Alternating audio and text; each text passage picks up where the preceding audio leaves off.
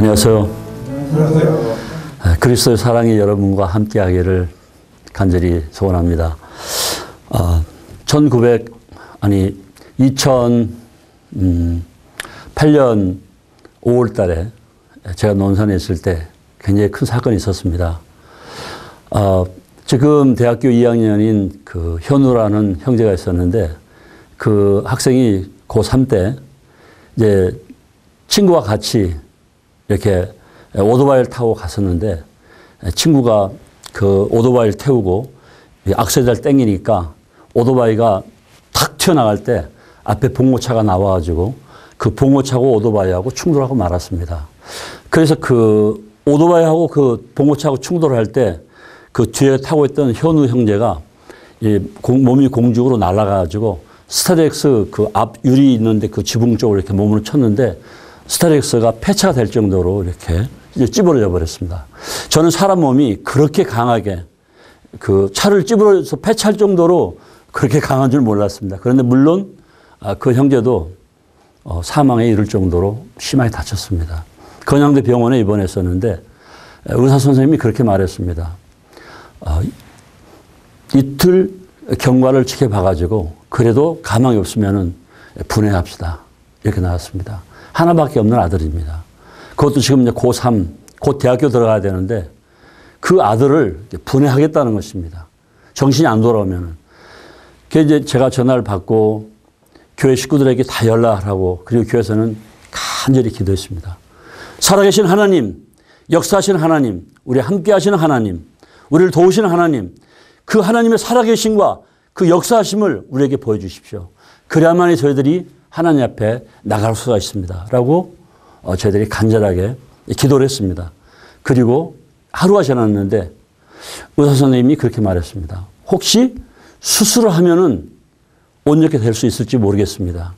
그래서 수술 날짜를 받기로 했는데 그 하루가 또 지나고 이틀이 되었을 때 정신이 돌아왔습니다. 그리고 일주일 있다가 일어나서 밥을 먹으러 가게 된 것입니다. 이것은 도저히 믿을 수가 없는 것입니다. 의사 선생님도 어떻게 이런 일이 일어날 수 있는가라고 했습니다. 하나님이 살아계시고 그분이 역사하시고 그분이 우리의 기도를 들어주셨기 때문에 그렇게 살아서 움직일 수가 있게 되었던 것입니다. 제가 1996년 5월 첫째 주일에 논산에서 첫 예배를 시작했습니다. 그리고 첫 예배를 시작한 이후로 계속 하나님께서는 능력으로 역사하셔서 정말 많은 이들을 치료하셨습니다. 정말 도저히 나을 수가 없을 정도로 어려웠던 그러한 형제 불면증도 치료해 주셨고 그리고 다른 정말 그 어려운 가운데 있었던 자매님도 치료해 주셨고 정말 많은 역사가 논산에서 일어났습니다. 그러는 가운데 2001년 제가 이제 훈련원을 들어가게 되었습니다. 그런데 2002년이 되었을 때 12월 5일 날인데 그때 그리스도인 훈련원이라고 경기도 용인에 있는 그 그리스도인 훈련센터가 있는데 거기서 저에게 광고가 왔습니다. 와서 참석해서 이 세미나를 들으십시오. 충청 지역에 있는 형제님들과 같이 이제 장로 또 목회하시는 분들과 같이 이제 그 훈련에 참석을 했습니다. 호주에서 온 빌포드라고 하시는 목회자님께서 이렇게 인도네시아에서 15년 선교하시고 오신 분인데 그분이 이제 그 세미나를 주관하게 되었습니다. 그때 그 세미나를 들으면서 야, 우리도 성경을 가르치는 사람들이지만 이렇게 해박한 지식을 가진 분들이 있구나 하는 것을 알게 되었습니다. 그리고 그때 그 3박 4일 동안 정말 큰 하나님의 말씀에 감동을 받고 그리고 돌아오게 되었습니다. 그때 충청 지역에 있던 그 목회자님들께서 저와 함께 그 훈련원에 입학해서 같이 한번 1년 동안 공부를 해보자 이렇게 말했을 때 저에겐 자신이 없어서 확답을 못했습니다. 그리고 집에 왔는데 제 부인이 그렇게 말했습니다. 여보, 당신도 가서 다시 배우세요. 그래서 제가 그 말을 들었지만 쉽게 결정할 수가 없어서 하나님 앞에 무릎을 꿇었습니다. 주님, 제가 그곳에 가는 것이 합당하십니까? 그러면 저에게 그곳에 갈 수 있도록 말씀을 주십시오 하고 기도했었는데 일주일이 지났을 때 주님께서 출애굽기 36장에 있는 말씀을 저에게 하셨습니다. 거기에 보면은 부사렐과 오홀리압이 있는데 이 부사렐은 이 부사렛은 지혜가 아주 충만한 아주 그 지혜로운 그런 사람이었습니다. 그래서 그 말씀을 주님이 주실 때 제가 그 말씀을 보면서 이 앞선 지혜를 가진 사람에게 가서 배우는 것이 합당하다라는 말씀을 분명히 했고 그리고 제가 그 훈련원에 가서 1년 동안 공부하게 되었습니다. 제가 그 훈련원에서 1년 동안 공부하면서 이 훈련원을 세워주신 하나님께 참 감사했습니다. 제가 그전에는 훈련에 대해서 부정적인 시각을 가지고 있었고 또 과연 거기서 무엇을 얼마만큼 얻을 수 있는 것인가 하는 그런 생각들을 가지고 있었지만 그러나 훈련에서 1년 동안 공부하는 동안에 제 정말 모난 성격 그리고 거칠은 성격 그리고 제 고집 또 오만 이런 것들이 그 1년에 공부하는 동안에 많이 이렇게 다듬어지고 깎아지는 것을 보게 되었습니다. 우리가 가끔 모여서 이렇게 서로 얼굴 맞대고 뭐 이 3박 4일씩 있을 때는 남에게 나의 약점을 드러내지 않으려고 할 수만 있으면 감추고 그러는데요. 그런데 거기서 1년을 있게 되니까 뭐 양치하는 거, 코 고는 거, 잘 때 뭐 코를 푸는 거 하여튼 뭐 성격 나오면 화내는 거 별게 다 나오더라고요. 1년 있으니까. 그때 그런 모습들 보면서 바로 저들의 모습이 나의 모습이다 하는 걸 알게 되었고 그러면서 관용하는 마음과 용서하는 마음과 사랑하는 마음과 포용하는 마음을 거기서 배우게 되었던 것입니다. 거기서 바로 그리스도의 그 아름다운 마음을 갖게 되었던 것입니다. 그리고 나서 돌아왔는데 2004년 해가 마지막 넘어갈 때 하나님께 저에게 말씀하셨습니다. 그 말씀은 이사야서 42장 6절부터 7절 있는 말씀인데요. 제가 잠깐 그 말씀을 읽도록 하겠습니다.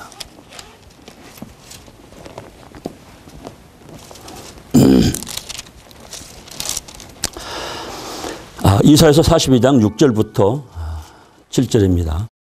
나 여호와가 의로 너를 불렀은즉 내가 너의 손을 잡아 너를 보호하며 너를 세워 백성의 언약과 이방의 빛이 되게 하리니 내가 소경의 눈을 밝히며 갇힌 자를 옥에서 이끌어내며 흑암에 처한 자를 간에서 나오게 하리라. 이때 제가 50대 말에 해당되는 나이였습니다. 이 말씀은 외국에 나와서 복음을 전하라고 하는 말씀인데 제가 이 말씀을 읽을 때 이것은 나에게 해당되는 말씀이 아니라 예수님께서 앞으로 600여 년 후에 오실 그 예수님께서 하실 일들에 대해서 이사야 선지자가 성령의 감동함으로 이렇게 예언한 것이다라고 생각하고 넘어갔습니다. 그런데 2005년 5월경이 됐을 때 다시 주님께서 저에게 말씀하셨습니다.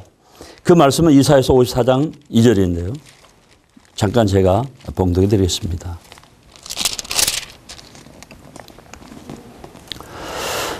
너의 장막터를 넓히며 너의 초소의 휘장을 아끼지 말고 널리 펴되 너의 줄을 길게 하며 너의 말뚝을 견고히 할지어다.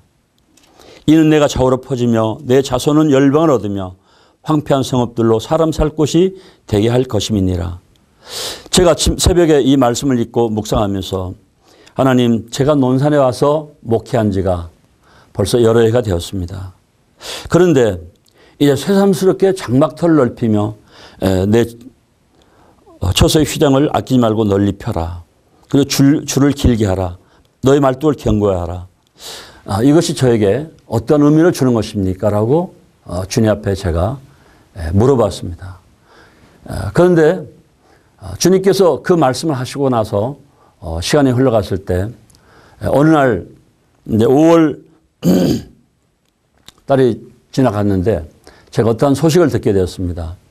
어떤 자매님이 그 동티모르에 평화봉사단으로 갔다가 나왔는데 그분 말씀이 동티모르를 들어서 보니까 너무나 어렵더라. 전쟁으로 인해서 많은 집들이 부셔져 있고 가옥은 회파되어 있고 그리고 고아와 과부들이 많고 정말 먹을 것이 없고 이렇게 어려운 나라인데 하나님 허락하시면 내가 다시 그곳에 가서 복음을 전했으면 좋겠다라고 말씀했다는 것입니다. 저는 이제 그 말씀을 이렇게 엉겹결에 들었는데 그 말씀을 듣고 나서 저는 잊어버렸습니다. 그런데 왜 주님께서 제 마음속에 그 동티모르에 대한 생각들을 전혀 지워지질 않는 거예요. 계속 동티모르에 대한 생각들이 제 이게 마음속에서 떠나질 않는 것입니다. 그래서 제가 어느 날 인터넷에 들어와서 동티모르를 이렇게 찾아보았습니다. 그랬더니 저 멀리 인도양 바로 그 적도 위에 있는 아주 작은 섬나라더라고요. 야, 저기 다 태평양 연안에 일꾼들이 나가 있는데 그 인도양 저 아래 적도 가까운 조그만 섬나라 거기를 왜 주님이 저한테 이렇게 마음에 관심을 갖게 하실까? 그러면서 제가 수년 전에 봤던 그 내용들이 생각이 났습니다.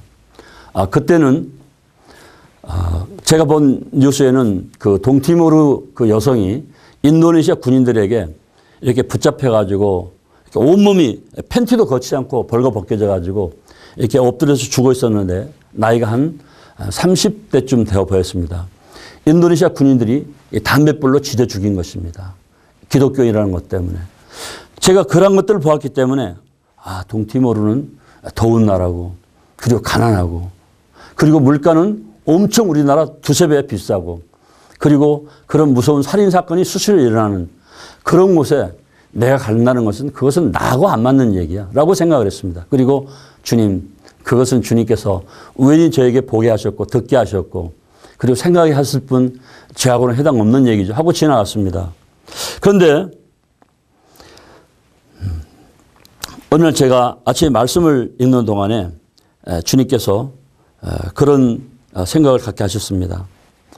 요한복음 11장 44절인데요.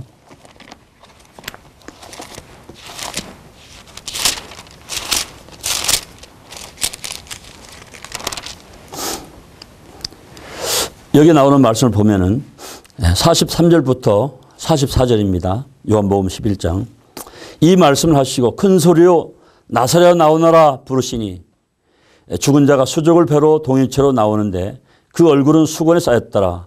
예수께서 가라사대 풀어놓아 다니게 하라 하시니라. 그리고 그 뒤에 넘겨서 보면은 12장 12절이 나오는데 그 이튿날에는 명절에 온 큰 무리가 예수께서 예루살렘으로 오신다함을 듣고 종려나무 가지를 가지고 맞으러 나가 외치되 호산나 찬송하려다 주의 이름으로 오시는 이 곧 이스라엘의 왕이시 하더라. 예수는 한 어린 나귀를 만나서 타시니 이는 기록된 바 시온 따라 두려워 말라. 보라 너희 왕이 나귀 새끼를 타고 오시다 함과 같더라. 그리고 이제 마가복음에 보면은 그때 예수님이 예루살렘 성에 입성하실 때 옷을 벗어서 그 나귀 발 앞에 깔았다고 이렇게 기록되어 있습니다. 제가 이 말씀을 읽으면서 읽을 때 주님께서 저에게 그런 생각을 하게 됐습니다. 너는 나이가 많다고 그러고 아무것도 할 수 없다고 그러고 모든 것들을 할 수 없다고 그러지만 그러나 봐라. 비록 죽은 나사로 하더라도 내가 들었으니까 그가 사용되었던 것이다. 죽은 나사로가 살아났어. 그는 한 것이 아무것도 없습니다. 그런데 그는 한 것이 없었지만 하나님은 죽은 나사로를 통해서 큰 일을 이뤘던 것입니다. 나사로가 나오너라 했을 때 나사로가 온몸에 배로 동인 채로 그가 나왔습니다. 그리고 그는 이 헝겊으로 온몸이 이렇게 배로 감아져 있었기 때문에 걸어 나오지 않았던 것입니다. 마치 구름에 달이 가듯이 나사로는 이렇게 바람에 끌려오는 것처럼 물에 흘러가는 것처럼 하나님의 능력 위에서 나왔던 것이고 그리고 보는 사람들로 하여금 풀어놓아 다니게 하라고 말씀했던 것입니다. 그런데 그 나사로가 부활하면서 목격했던 사람들이 예수님께서 예루살렘 성에 입성할 때 옷을 벗어서 깔면서 나사로야 깔면서 호산나 찬송하리로다. 주의 이름으로 오실 이스라엘의 왕이여 하고 외쳤던 것입니다. 죽은 나사로 그는 아무것도 하지 않았지만 하나님께서 그 나사로를 통해서 놀랍게 예수 그리스도가 영광을 받게 하셨던 것입니다. 이 땅에 오셔서 예수 그리스도께서 최초로 영광을 받았던 사건이 바로 이 죽은 나사로로 인해서 되었던 것입니다. 주님께서는 저에게 이러한 모습들을 보여주면서 너는 아무것도 할 수 없다. 그러나 내가 너로 인해서 내가 영광을 받기를 원한다. 너는 가라. 이렇게 말씀하시는 것이었습니다. 그래서 제가 주님 앞에 그렇게 기도했습니다. 주님, 저는 나이가 많고 이제는 아들, 딸 장가 보내가지고 손주 안고 며느리 밥 얻어먹고 살 나이예요. 제가 가고 싶지 않고 그리고 갈 수 없는 나이예요. 전과 많이 배우고 영어 잘하는 형제들이 그리고 목회자들이 많은데 왜 하필이면 접니까? 라고 말하실 때 주님께서는 나이 먹은 것에 대해서 염려하지 마라 라고 말씀하셨는데 그게 바로 여호수아 18장에 나와 있는 말씀입니다.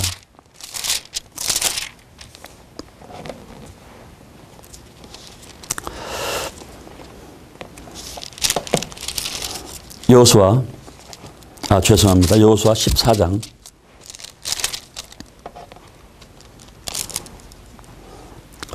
때 유다 자손이 길갈에 있는 여호수아에게 나아오고 그니스 사람 여분의 아들 갈렙이 여호수아에게 말하되 여호와께서 가데스 바네아에서 나와 당신에게 대하여 하나님의 사람 모세에게 이르신 일을 당신이 아는 바라.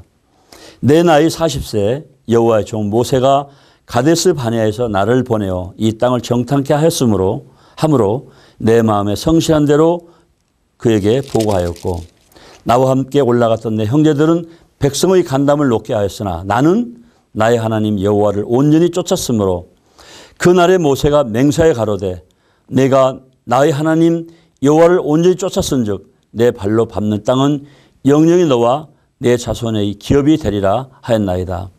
이제 보소서 여호와께서 이 말씀을 모세에게 이르신 때로부터 이스라엘이 광야에 행한 이 45년 동안을 여호와께서 말씀하신 대로 나를 생존케 하셨나이다.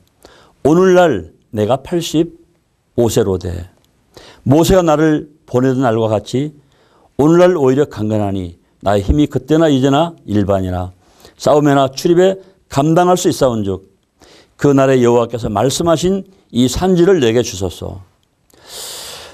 제가 이 말씀을 아침에 묵상하게 되었습니다. 갈렙은 가나안 땅에 들어왔던 12지파의 정탐권 중에 한 명이었는데 그 후로 벌써 40년이 지났고 지금 현재 갈렙의 나이가 85세입니다. 그런데 그 갈렙이 그때 당시에 가나안 땅의 정탐꾼으로 들어가서 제비뽑기에서 얻던 그 땅을 저에게 주십시오 하고 이 여호수아에게 청구하는 것입니다. 그래서 여호수아는 그 갈렙의 말을 듣고 이제 가라. 그래서 네가 차지하라 그랬는데 거기는 가나안 사람들이 있었고 철병거가 있는 무서운 곳이었습니다. 그러나 거기에는 헤브론이 있었고 그리고 에슬 골짜기가 가까운 곳에 있었기 때문에 바로 포도송이를 크게 큰 포도송이를 따가지고 올 수 있었던 둘이서 멜 만한 포도송이가 있었던 곳이었습니다. 그 말씀을 묵상할 때 두 사람이 멜 수 있는 포도송이가 열리는 곳 그리고 거기는 가나안 족속들 철병거가 있는 족속들이 지키는 곳 즉 말해서 무서운 사람들이 지키는 땅이니까 얼마나 좋았겠느냐. 그들이 그 힘으로 차지한 땅이 얼마나 비옥하겠느냐. 바로 그것을 갈렙이 생각했구나. 그리고 갈렙은 가서 싸웠고 그리고 그 가나안 사람들이 찾아와 있었던 땅을 갈렙이 차지하게 됐던 것입니다. 주님께서 이 말씀하시면서 갈렙은 85세지만 부끄러워하지 아니하고 내가 말할 때 그는 순종함으로 나가는데 너는 아직 60도 못 됐는데 벌써 엄살을 부리느냐고 저에게 그렇게 말씀했습니다. 제가 아침에 묵상을 하면서 주님 죄송합니다. 그래요. 주님께서는 죽은 나사로도 들어서 영광을 받으시는 분인데 갈렙처럼 살아서 하나님을 믿고 또 의지함으로 싸웠던 그 갈렙이 차지했던 그러한 것들을 생각하면서 주님께서 또한 저와 함께 하시겠다고 하시니 가라고 하면 가겠습니다라고 고백을 했습니다. 그러나 제가 다시 주님 앞에 또 기도를 했습니다. 그렇다 하더라도 주님 제가 가서 벙어리 돼가지고 말하지 못하면 소용없잖아요. 주님 저는 말을 하지 못합니다. 저는 영어를 잘하지 못합니다. 저는 언어에 대해서 재능도 없습니다. 그런 제가 어떻게 가겠습니까? 라고 주님 앞에 기도했었는데 주님께서는 다시 출애굽기 4장을 통해서 저에게 말씀하셨습니다.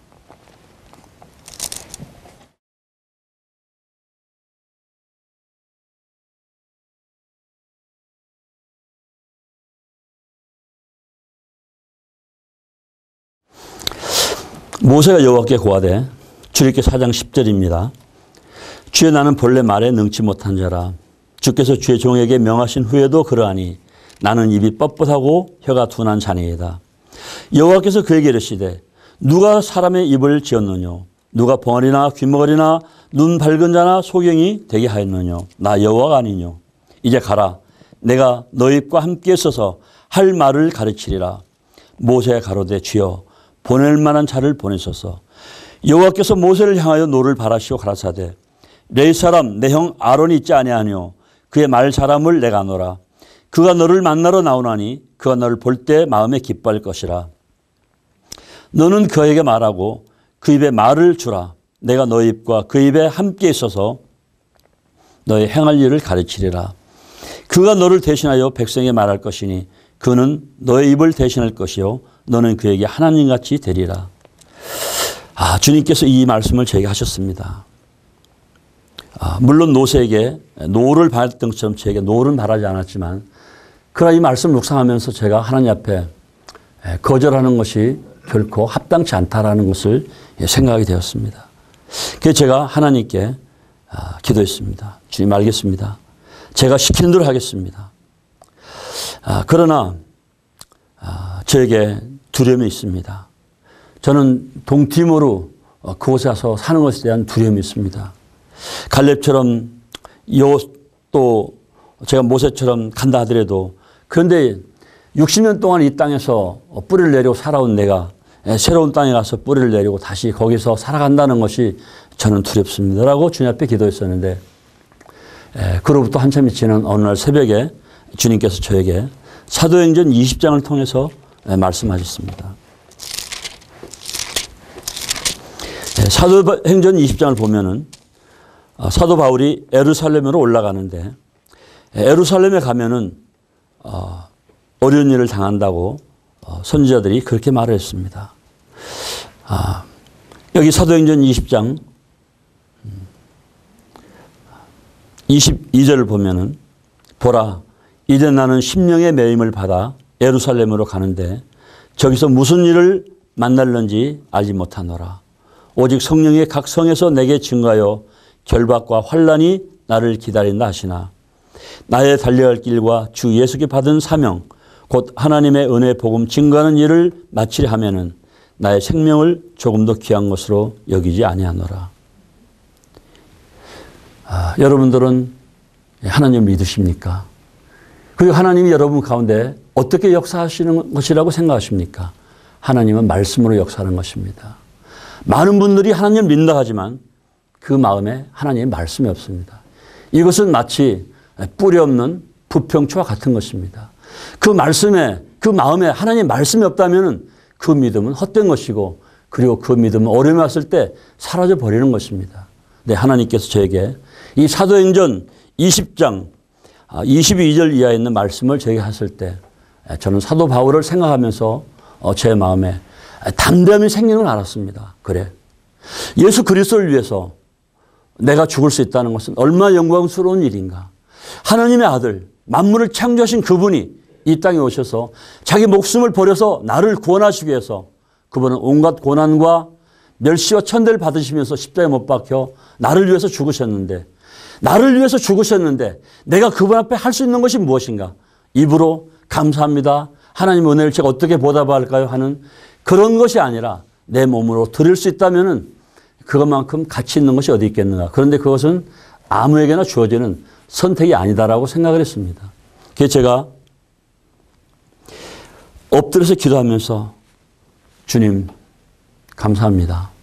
사도 바울이 예수 그리스도의 복음을 증거하는 일에는 자기 목숨을 조금도 귀한 것으로 여기지 않는다고 말했는데 저도 또한 동일하게 그렇게 결심하고 그 길을 가겠습니다라고 결심했습니다. 그 말씀을 받고 나서 제 마음의 두려움이 일순간에 사라져 버렸습니다.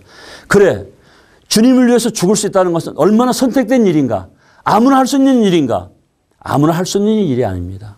그것도 하나님께서 선택이 줘야만이 선택되는 일이라고 생각하면서 때로는 우리가 하나님께 그런 선택의 기회를 줬지만 그 죽음이 두려워서 하나님을 부인하고 죽었던 사람들을 가끔 본 일도 있는데 물론 저도 그때가 되면은 어떻게 될지 모르겠습니다만 그러나 이 말씀이 내 심령에 들어온 이후로는 그래 주를 위해서 죽자.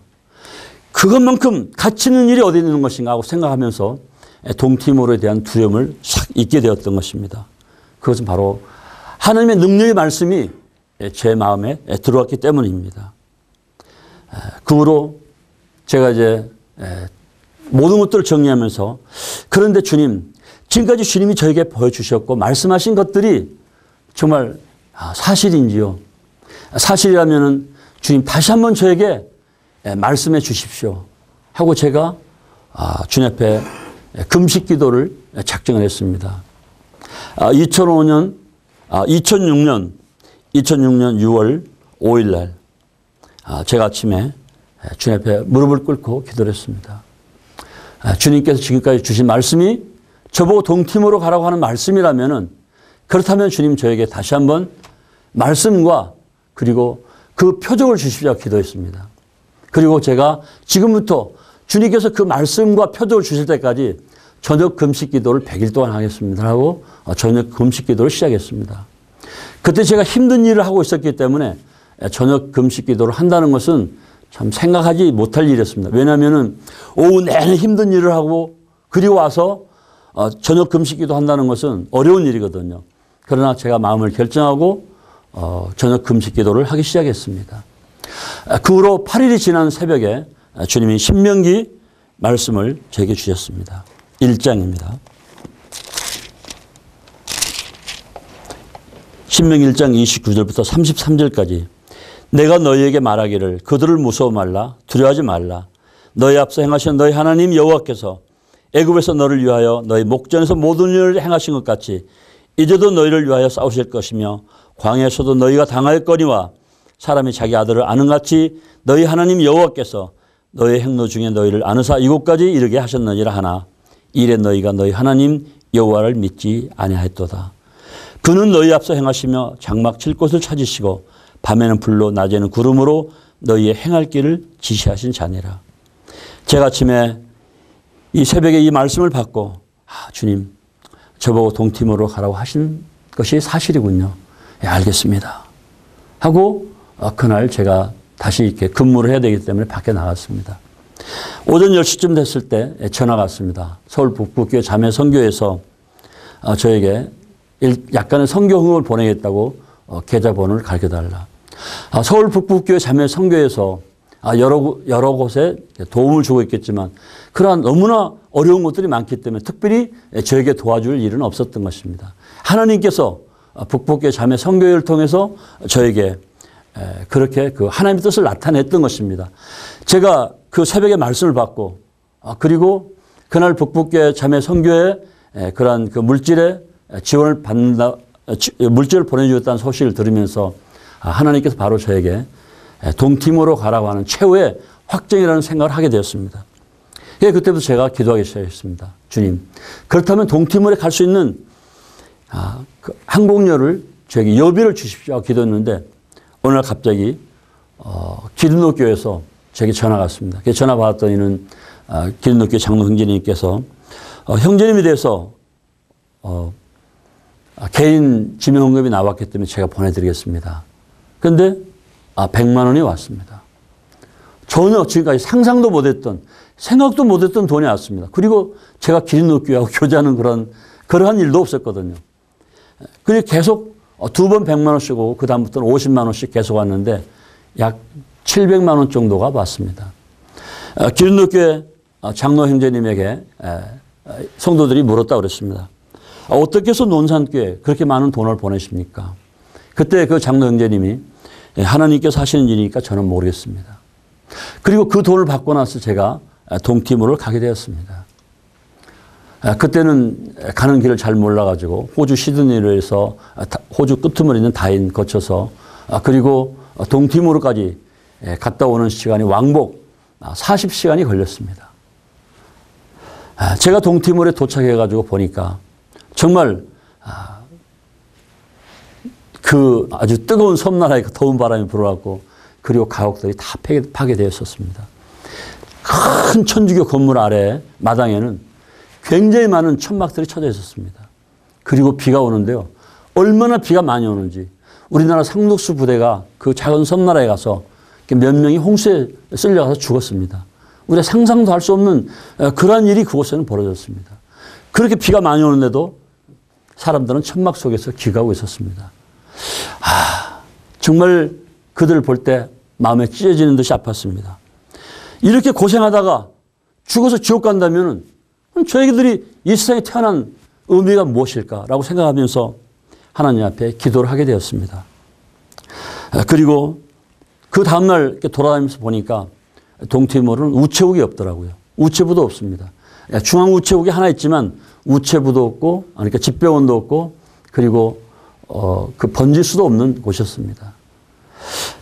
정말 너무나 열악해가지고 참 그곳에 와서 산다는 것이 끔찍한 생각이 들었습니다.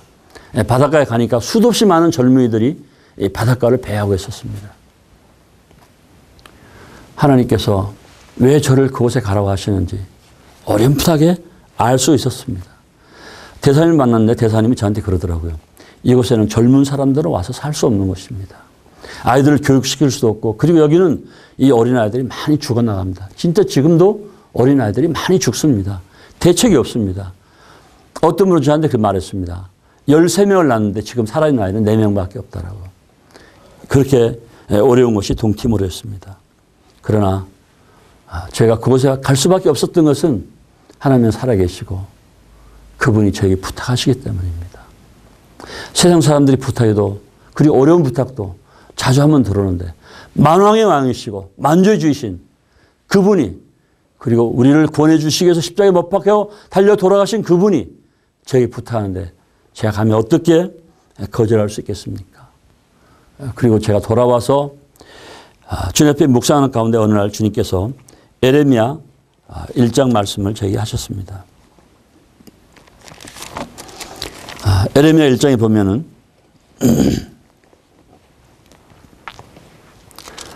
5절부터 내가 너를 복중에 짓기 전에 너를 알았고 내가 태에서 나오기 전에 너를 구별하였고 너를 열방의 선지자로 세운나라 하시기로. 그리고 8절입니다. 너는 그들을 인하여 두려워 말라. 내가 너와 함께하여 너를 구원하리라. 나 여호와의 말이니라 하시고. 하나님께서는 저에게 내가 누구에게 너를 보내든지 너는 갈지며 내가 무슨 말을 하든지 너는 할지니라. 내가 너와 함께하리라. 내가 너를 도와주리라. 내가 너를 구원하리라. 주님이 이 말씀하셨습니다. 그리고 제가 이 말씀을 묵상하면서 생각해 보았습니다. 제가 어릴 때부터 지금까지 살아오는 과정에 있어서 어머니 태에서부터 6.25 전쟁, 그리고 월남전, 그리고 살아가면서 겪었던 숱한 어려움들, 정말 저는 여러분들하고 다르게 죽음이 정말 낚시 바늘처럼 저를 올가매려고 쫓아다니는 생애를 살았습니다. 그 생애 가운데 하나님께서 저를 보호하셨고 오늘날 이 자리에 서게 하셨던 것입니다. 제가 주님 앞에 무슨 말을 하겠습니까? 주님, 기꺼이 주님께서 하라고 하는 대로 가겠습니다. 동티모르가 어렵다 하지만 사람들이 찬송을 부를 때 불구덩이라도 지옥이라도 들어가겠다 하는데 주님, 저는 불구덩이나 지옥은 아닙니다. 가겠습니다. 그리고 제가 찬송을 부르는 많은 사람들에게 뭐 지옥에도 들어가겠다고, 불구덩이도 들어가겠다고, 주님 불러만 주시면 가겠다고 하지만, 그러나 찬송의 입놀림으로 끝나는 것이 아니라 실제 제 자신을 드리기를 원합니다.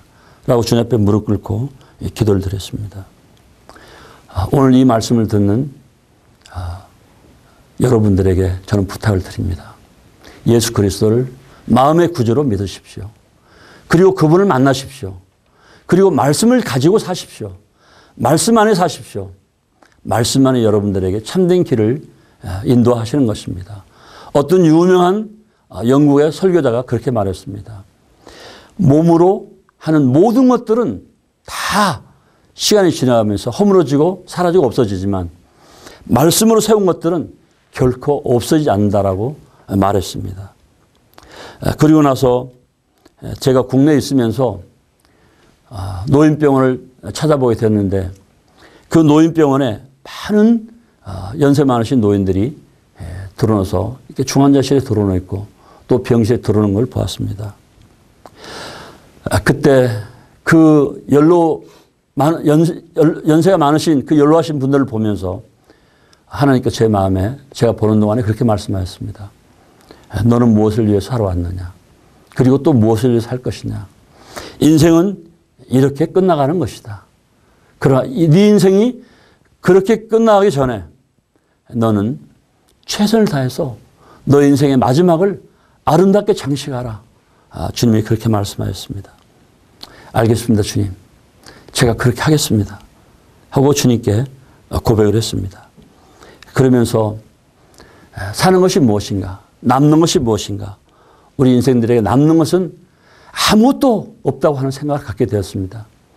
사람들이 말을 많이 합니다. 뭐 공수래, 뭐 공수고 또 뭐 다 쓸데없다. 하지만 정말 쓸데없는 인생이 무엇인지 아십니까? 연세 들어서 후회하는 인생이 가장 쓸데없는 인생인 것입니다.